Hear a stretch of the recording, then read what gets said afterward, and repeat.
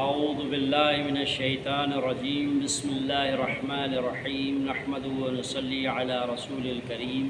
وعلی آلہ الطیبین الطاہرین واللعنۃ علی اعدائہم من اول دہر الی ابد الآبدین اما بعد بسم اللہ الرحمن الرحیم۔ احکام دین سیکھنے کا جو ہمارا سلسلہ ہے اس میں ہم وضو جبیرہ کے احکام میں ہیں۔ تو اب یہاں پر ایک مسئلہ پیش آ جاتا ہے کہ جبیرہ جس زخم یا پھوڑے یا ٹوٹی ہوئی ہڈی پر ہے وہ جبیرہ زخم کے علاوہ جو اطراف ہیں اس اطراف سے معمول سے زیادہ جبیرہ بندھا ہوا ہے۔ جبیرہ کی پٹی جو ہے وہ اطراف پر بندھی ہوئی ہے لیکن معمول سے زیادہ۔ اب اس کی دو صورتیں، یا تو اس کو ہٹانا ممکن ہے، اگر ہٹانا ممکن ہے تو ضروری ہے کہ اس کو ہٹایا جائے اور جو زخم کے اوپر پٹی ہے اس کے اطراف تک اس کو پہنچایا جائے اور اس کے اطراف کو دھویا جائے پانی سے، اور جو زخم کے اوپر پٹی ہے اس کے اوپر مسح کیا جائے۔ دوسری صورت یہ ہے کہ اطراف سے اس پٹی کو جبیرہ کو ہٹانا ممکن نہیں اور پانی کا پہنچانا جو ہے وہ ممکن نہیں ہے، تو اس صورت میں ضروری ہے کہ وہ شخص تیمم کرے۔ لیکن اگر تیمم کی جگہوں پر بھی جبیرہ ہو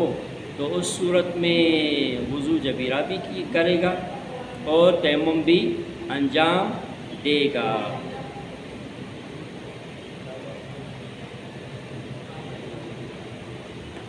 اس کے بعد ایک مسئلہ پھر پیش یہ آ جاتا ہے کہ وضو کے اعضاء پر تو کسی قسم کا جبیرہ نہیں ہے، لیکن وضو کے اعضاء کے علاوہ جگہوں پر جبیرہ ہے، اور وضو کا پانی جب وضو کے اعضاء کے لیے استعمال کرے گا تو دوسری جگہ جہاں پر جبیرہ ہے، چاہے زخم کی وجہ سے ہو یا پھوڑے کی وجہ سے ہو یا ہڈی ٹوٹی ہوئی کی وجہ سے ہو، تو ان تمام صورتوں میں پانی کا استعمال کرنا اعضاء وضو پر اس دوسری جگہ پر جو جبیرہ ہے اس کے لیے نقصان دہ ہے، یا زخم کے لیے یا پھوڑے کے لیے یا ہڈی ٹوٹی ہوئی کے لیے، تو اس صورت میں وضو جبیرہ درست نہیں ہوگا بلکہ اس شخص پر تیمم کرنا واجب ہوگا۔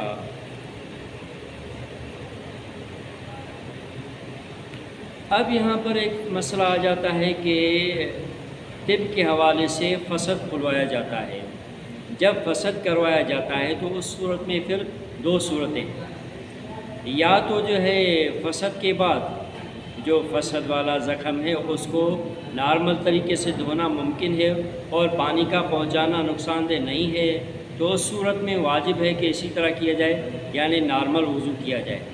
لیکن اگر فسد کی وجہ سے پانی کا استعمال تو نقصان دہ نہیں ہے لیکن زخم کے اوپر یا زخم کے اطراف پر پانی کو پہنچانا ممکن نہیں ہے چونکہ خون بند نہیں ہو رہا ہے، یا اس وجہ سے کہ جو پٹی باندھی گئی ہے اس کو اتارنا ممکن نہیں ہے، تو اس صورت میں ضروری ہے کہ وضو جبیرہ کیا جائے گا۔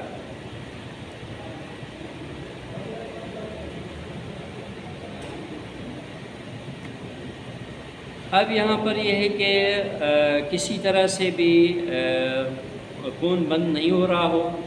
اور اس پٹی وغیرہ کو اتارنا بھی ممکن نہ ہو اور پانی کا استعمال کرنا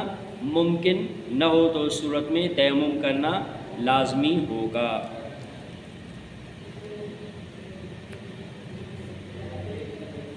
اب یہاں پہ ایک اور مسئلہ یہ پیش آ جاتا ہے کہ جبیرہ تو نہیں ہے وضو کے اعضاء پر، لیکن کوئی چیز چپکی ہوئی ہے تو جس کو اتارنا ممکن نہیں ہے، تو اس صورت میں اس شخص پر واجب ہے کہ تیمم کر لے۔ لیکن اگر وہ جو چیز چپکی ہوئی ہے اور اس کو اتارنا ممکن نہیں ہے اور اس کے نیچے پانی کو پہنچانا بھی ممکن نہیں ہے، تو اس صورت میں وضو بھی کرے گا اور تیمم بھی کیا جائے گا۔ اب یہاں پر ایک اور مسئلہ پیش آ جاتا ہے، وہ یہ کہ غسل میت کے علاوہ جو غسل میت کو دیا جاتا ہے، اس غسل کے علاوہ باقی جتنے بھی غسل ہیں ان سب غسلوں کو جبیرہ غسل کے طور پر انجام دینا ممکن ہے۔ یعنی جس طرح وضو جبیرہ کیا جاتا ہے اسی طرح غسل جبیرہ بھی ممکن ہے، لیکن میت کے لیے غسل جبیرہ جائز نہیں ہے۔ تو اس کے علاوہ جو اغسال ہیں ان میں غسل جبیرہ کرنا ممکن ہے۔ تو اب یہاں پر جب جائز ہے کہ غسل جبیرہ کیا جائے تو اس کے لیے ضروری ہے کہ احتیاط لازم کی بنا پر غسل جبیرہ میں غسل ترتیبی انجام دینا لازمی ہوگا، غسل التماسی درست نہیں ہوگا۔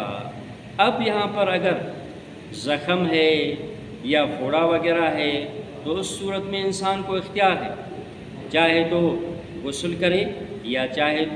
تو غسل جبیرہ کرے یا چاہے تو تیمم کر لے، لیکن اگر ہڈی ٹوٹی ہوئی ہو تو اس صورت میں ضروری ہے کہ تیمم کو انجام دے۔ اب جب ہڈی ٹوٹی ہوئی ہو تو اس کی دو صورتیں ہیں، یا تو ہڈی کے اوپر پٹی بندھی ہوئی ہے اور اس کو اتارنا ممکن نہیں ہے تو اس صورت میں غسل جبیرہ بھی کیا جائے گا اور تیمم بھی کیا جائے گا۔ دوسری صورت یہ ہے کہ پٹی تو نہیں بندھی ہوئی ہے لیکن ہڈی کی جگہ پر پانی کو پہنچانا نقصان دہ ہے یا پانی کو پہنچانا ممکن نہیں ہے تو اس صورت میں نارمل جو غسل ہوتا ہے وہ کیا جائے گا اور تیمم بھی کیا جائے گا، چونکہ اطراف میں نہ تو زخم پر پانی پہنچانا ممکن ہے نہ ہی اس کے اطراف میں پانی پہنچانا ممکن ہے، لیکن اگر اس کے اوپر درست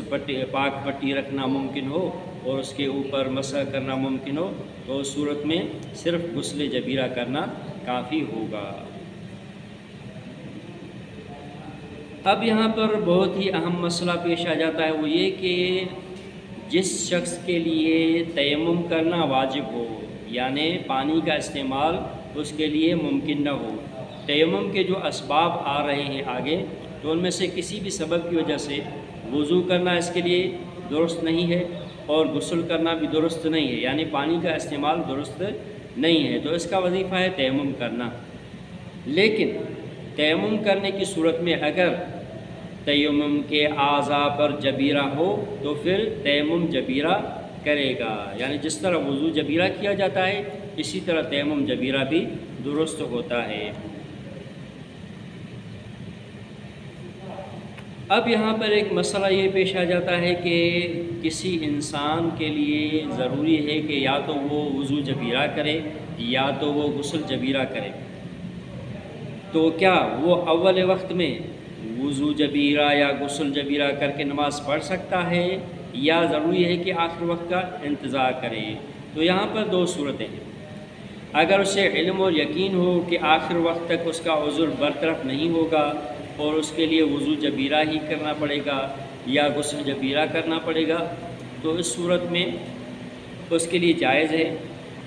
کہ اول وقت میں وضو جبیرہ کر کے یا غسل جبیرہ انجام دے کر نماز پڑھ لے، لیکن اگر اسے امید ہو کہ آخر وقت میں اس کا عذر برطرف ہو جائے گا اور وہ نارمل طریقے سے وضو کر پائے گا یا نارمل طریقے سے غسل کر پائے گا تو ضروری ہے کہ آخر وقت تک انتظار کر لے، اور اگر آخر وقت تک انتظار کرتے ہوئے اس کا عذر برطرف نہیں ہوتا تو لازمی ہے کہ وضو جبیرہ کرے یا غسل جبیرہ انجام دے کر نماز کو ادا کرے۔ اب اس کے علاوہ یہ صورت ہے کہ اس شخص کو یہ علم حاصل ہوا تھا کہ آخر وقت میں اس کا عذر برطرف نہیں ہوگا، پھر اس نے اول وقت میں وضو جبیرہ یا غسل جبیرہ انجام دے کر نماز کو پڑھ لیا تھا، لیکن اتفاقاً آخر وقت میں اس کا عذر برطرف ہو گیا اور ابھی نماز کا وقت باقی ہے، تو اس کا فریضہ کیا ہے؟ تو یہاں پر احتیاط مستحب ہے۔ احتیاط، ویسے اس کی نماز صحیح ہے لیکن احتیاط مستحب یہ ہے کہ نارمل طریقے سے وضو کرے یا غسل کرے اور اس کے بعد اسی نماز کو دوبارہ انجام دے۔